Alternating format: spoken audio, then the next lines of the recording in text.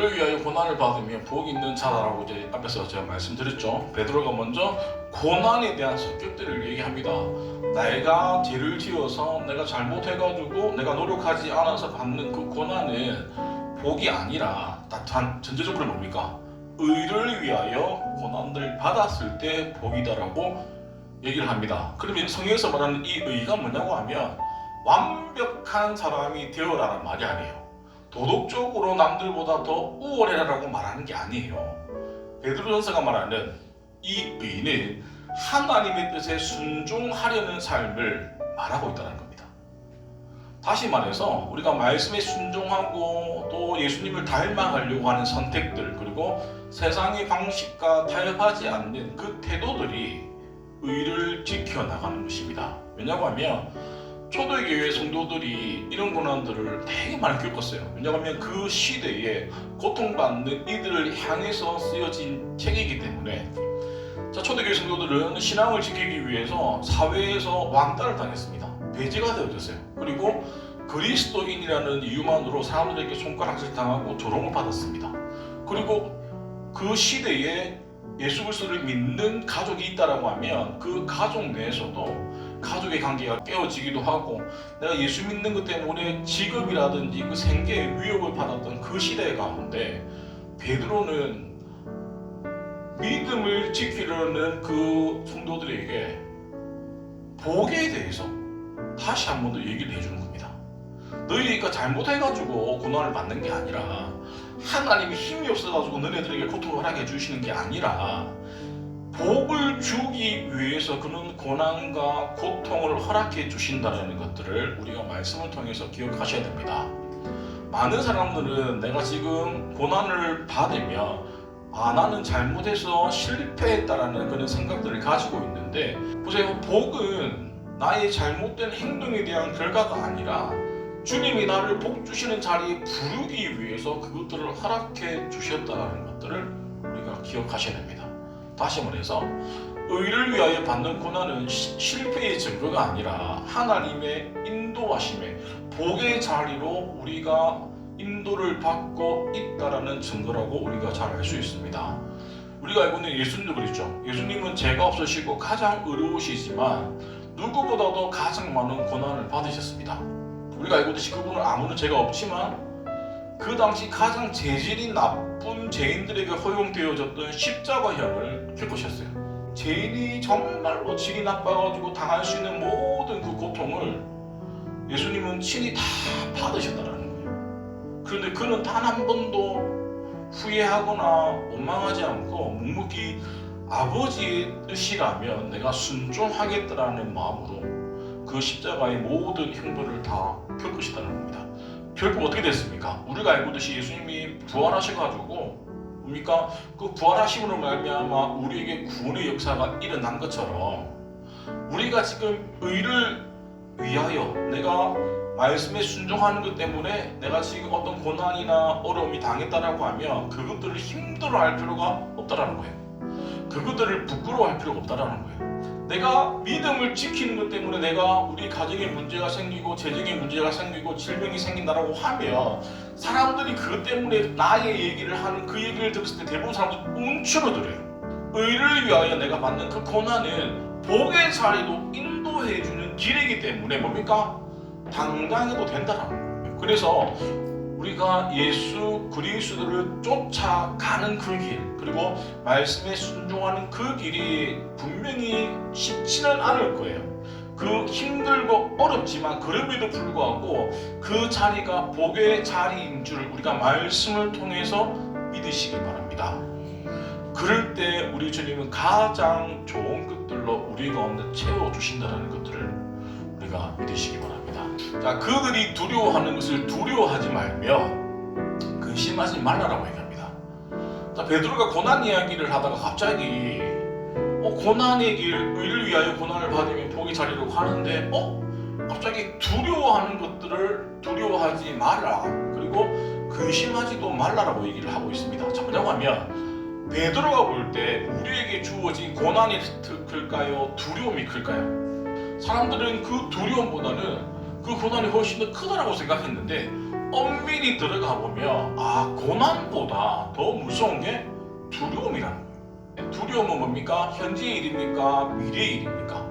미래의 일이에요. 일어나지 않은 일에 대해서 우리가 뭡니까? 두려움을 가지는 거죠. 자, 보세요. 우리가 예수 믿는 것 때문에 불이익당하고, 그리고 공동체에서 왕따당하고, 그리고 내가 예수 믿는 것 때문에 손해보고, 내가 예수 믿는 것 때문에 고립되고, 예수 믿는 것 때문에 실패자가 되어질 것 같아서 많은 사람들이 뭡니까? 그 당시에 있는 사람들이 예수님을 부인한 사람도 되게 많았고, 그리고 예수를 믿지만 세상도 믿었던 사람들도 너무너무 많았다라는 거예요. 오늘날 우리도 마찬가지라는 겁니다. 하나님이 원하신 대로 내가 순종하고 반응하기만 하면 사람들은 손가락질하고 사람들은 이해 못하지만 보다 끝까지 지켜주시고 인도해 주시는 분은 뭐다?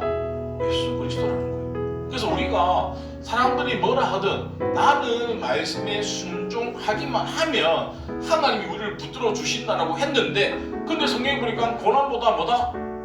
두려움이 더 크다라는 거예요. 자, 두려움하면 제가 늘 예화를 드는 분이 있습니다. 놀만 비센트라는 필이라는 사람이 있어요. 이 사람이 두려움에 대해서 어떻게 수치화를 했냐고 하면, 사람에게 인간에게 두려움이 100%가 있다라고 하면 40% 정도는 과거의 일 때문에 두려움을 느낀대요. 자, 그리고 50%는 미래 일어나지 않는 일에 대해서 두려움이 생기는 거예요. 그리고 마지막 10%는 뭐냐고 하면 그냥 두려운 거예요. 이유 없이. 그러니까 100% 중에 40%만 과거의 상처고 60%는 일어나지 않거나 아무리 일이 없어도 보다 그냥 기본적으로 두려워하는 거예요. 자, 보세요. 우리가 미래에 대해서 왜 두려워합니까? 일어나지도 않았는데 모르기 때문에 두려워하는 거잖아요. 그런데 성경은 걱정하지 말라는 거예요. 왜냐하면 나와 함께 하시는 그분이 우리를 이끌어 주신다는 거예요. 자, 그 말씀에 믿는 사람은 두려워하지 않고 그냥 그때그때 일이 일어날 때마다 헤쳐나가면 되는데, 그 말씀을 믿지 못한 사람은 내가 내 힘으로 내 노력으로 계속 발버둥치고 있다는 겁니다. 생각해 보세요. 하나님 우리를 너무 사랑하시기 때문에 자기의 아들이 독생자를 이 땅에 보내주셨어요.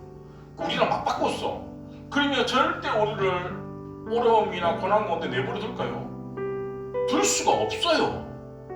왜냐하면 자신의 아들만큼 우리를 사랑했기 때문에 우리를 보내주셨는데 우리가 고난당하는 것들을 팔짱 끼고 보시지는 않는다라는 거예요. 그러면 중요한 거는 나는 얼마만큼 그분을 믿느냐 믿지 않느냐가 우리가 앞으로 살아가는 이 시대 가운데 두려움을 갖고 살 것인지 아니면 담대하게 살아갈 것인지 우리가 정해야 된다는 겁니다. 베드로는 단호하게 얘기합니다. 그것을 두려워하지 말아라고 해요. 그런데 사람은 두려움이 쌓이면 쌓일수록 우리의 선택할 수 있는 판단이 자꾸 바뀝니다. 예를 들어서 말해야 될 때 두려움이 생기면 침묵하게 돼요. 그리고 지켜야 될 일이 있을 때 두려움이 생기면 타협하게 됩니다. 그리고 믿음을 지키려고 했을 때 두려움이 생기면 그냥 내가 안전한 선택을 한다는 거예요. 결국에는 뭡니까? 자꾸 바뀐다는 거예요. 왜요? 예수 그리스도를 못 믿기 때문입니다.